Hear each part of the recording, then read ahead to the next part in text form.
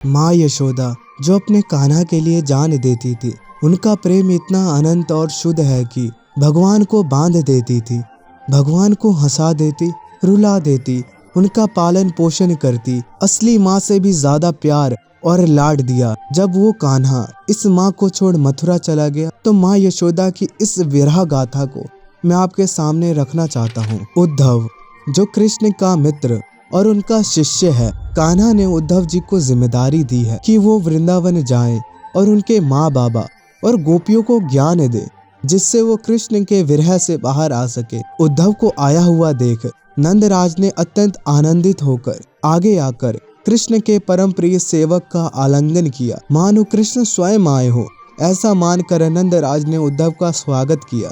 कृष्ण जितने दिनों तक व्रज में थे, उतने दिनों तक नंद के भवन में सब कुछ भरा पूरा था, परंतु जिस दिन वे मथुरा चले गए, उस दिन से ब्रजपति के गृह का भी सब कुछ मानो चला गया। नंदराज के गृह की सफाई नहीं होती थी, रसोई घर में खाना नहीं पकता था, चूल्हों का उपयोग नहीं होने से मकड़ियों ने जाला बुन रखा था। किसके लिए यशोदा भोजन बनाएगी? कृष्ण के चले जाने के साथ साथ ही उन लोगों की भी आहार, निद्रा, साज सज्जा, मानो सब कुछ बंद हो गया था। नंदराज की यह दशा देखकर कुछ पड़ोसी लोग प्रयत्न पूर्वक उन लोगों को सामान्य कुछ खिला देते थे। इसी प्रकार कृष्ण बिना नंद यशोदा किसी प्रकार बचे हुए थे। आज उद्धव को देखकर तथा कृष्ण ने ही उनको भेजा है, यह जानकर नंदराज ने बहुत दिनों के बाद आनंद से भर के उद्धव को गले लगा लिया। उद्धव नंद भवन में आए हैं, उन्हें कुछ खिलाना होगा, परंतु भोजन बनाने का कार्य तो बहुत दिन पहले ही बंद हो चुका है।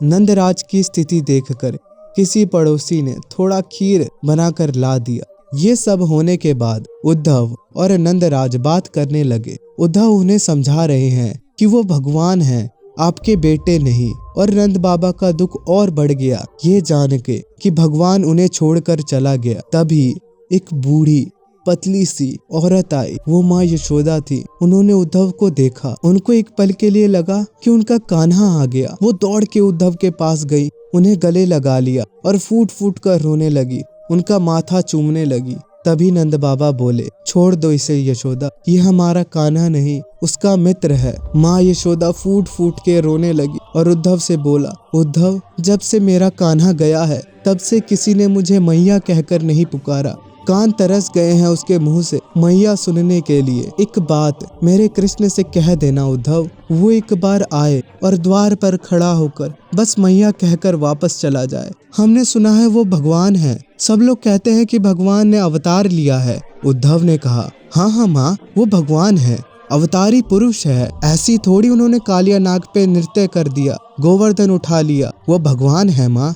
माँ ने कहा, यदि वो भगवान है तो एक बार अपनी इस भक्त की इच्छा पूरी कर दे, द्वार पर आकर मैया कहकर चला जाए। मुझे उसका सांवला मनमोहन सूरत देखना है। उद्धव कह देना अपने मित्र से। उद्धव बोले, माँ वो भगवान है, भगवान किसी के बेटे, भाई, मित्र, प्रेमी नहीं होते। आप इस ज्ञान को स्वीकार करो, वो पार ब्रह्म है, वो किसी के बेटे नहीं। माँ यशोदा बोली, तुझे भ्रम हुआ है उद्धव, वो मेरा बेटा है, मेरा लाल है। उद्धव बोले, मुझे भ्रम नहीं माता, मैं वेदों शास्त्रों का ज्ञाता हूँ। मैया बोली, अच्छा अगर वो भगवान है तो उद्धव तो तुम बताओ, क्या कोई भगवान को बांध सकता है? क्या ब्रह्मा विष्णु शिव कोई भी तुम्हारे पार ब्रह्म कृष्ण को बांध सकता है? उद्धव बोले, नहीं माँ, उन्हें कोई बांध नहीं सकता। मैया बोली, वो देख उखल पड़ा है, उसे बांधा है मैंने, उससे बांधा है, उसकी गलतियों पे उसकी पिटाई भी लगाई है। और क्या तेरे भगवान को कोई दूध पिला सकता है?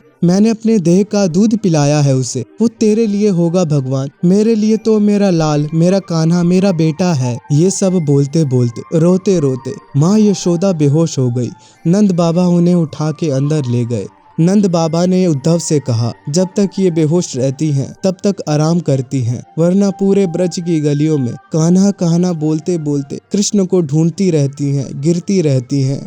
पालने के सामने बैठ के बोलती हैं, कान्हा उठ जा, कब तक सोएगा लाला? या फिर बोलती हैं, लाला तो अभी तक नहीं सोया, कब तक जगेगा? सो जा कान्हा। कृष्ण के विरह में कैसे तैसे हमारा जीवन चल रहा है। जाकर कह देना अपने कृष्ण से, कोई ज्ञान हमारा दुख नहीं शांत कर सकता। अगर उसे हमारा दुख मिटाना ही है तो हमसे मिलने आए, हमें मैया बाबा कहकर बुलाए। ये सब देखने के बाद उद्धव जी का मन दुख से भर गया। उनके पास इन प्रश्नों के कोई उत्तर नहीं थे। वो उल्टे पैर मथुरा को लौट गए। जब वो मथुरा पहुंचे, उन्होंने कृष्ण से रोते रोते कहा, वो लोग आपसे इतना अनंत प्रेम करते हैं, आप उनके पास लौट क्यों नहीं जाते प्रभु? आपको उनकी चिंता नहीं क्या? आप उनके लिए कुछ क्यों नहीं करते? श्री भगवान वाचा, कृष्ण ने कहा, जरासंध बार बार मथुरा पे आक्रमण कर रहा है। मैं मथुरा छोड़ के वृंदावन गया और अगर उसे पता चला कि मेरे मित्र, मेरे मैया बाबा और मेरे परिजन वहाँ हैं तो उनके प्राण संकट में पड़ जाएंगे। और दूसरी बात उद्धव, तुम्हें क्या लगता है उद्धव, मैं अपनी मैया की चिंता नहीं करता? जब मेरी मैया मुझे वृंदावन की गलियों में ढूंढते ढूंढते बेहोश होकर गिर जाती है, पूरी तरह से थक जाती है,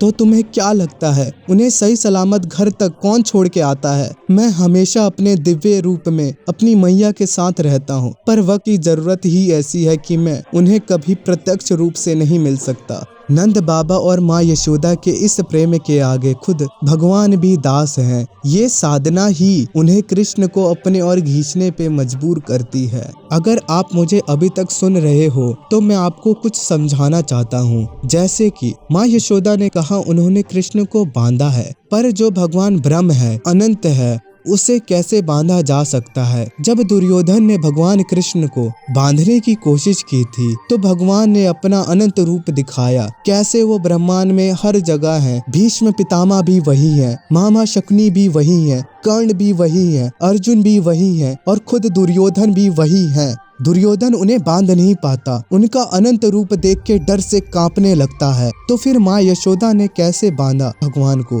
यही आता है प्रेम। भगवान ना पूजा के भूखे हैं, ना तुम्हारे मंत्रों के उच्चारण के भूखे हैं, ना तुम्हारे पकवानों के भूखे हैं। वो केवल और केवल भाव, प्रेम भाव के भूखे हैं। दुर्योधन ने उन्हें घमंड से बांधने का प्रयास किया, इसलिए भगवान ने अपना रूप अनंत विस्तार कर लिया। लेकिन माँ यशोदा का प्रेम ही ऐसा है कि कान्हा को बंधने में भी मजा आता है। उन्हें सुख मिलता है कि उनका भक्त उन पे हक जताता है और उन्हें अच्छा लगता है कि उनका भक्त उन पे अपना अधिकार मानता है। इसी अधिकार से माँ यशोदा ने कृष्ण भगवान को बांधा था।